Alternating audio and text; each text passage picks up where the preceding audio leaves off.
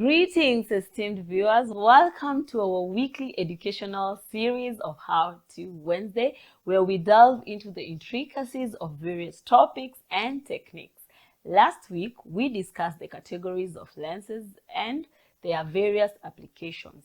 In case you missed it, the video is on our pages. Kindly visit and check it out.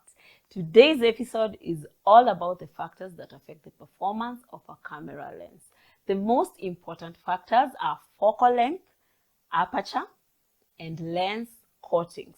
First, we have the focal length, which determines the magnification and field of view of a lens, with shorter focal lengths providing a wider angle of view and longer focal lengths providing a narrower angle of view.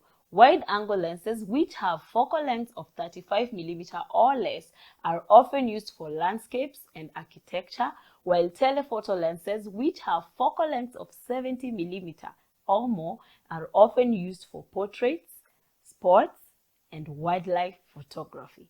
Second is the aperture, which is the size of the lens opening that allows light to pass through and is measured in f-stops.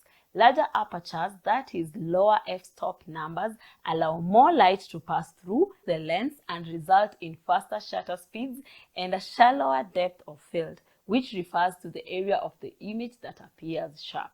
This can be useful for low light situations or for isolating a subject from the background. Smaller aperture, that is higher f-stop numbers, allow less light to pass through the lens and result in slower shutter speeds and deeper depth of field. This can be useful for landscapes and other scenes where a larger depth of field is desired. Thirdly, we have lens coatings, which are special coatings applied to the surface of the lens to reduce reflections and improve image quality. These coatings can include anti-reflective coatings, which reduce ghosting and flare, and multi-coating, which reduces reflections and increases contrast. Lens coatings can be an important factor in the overall image quality of a lens.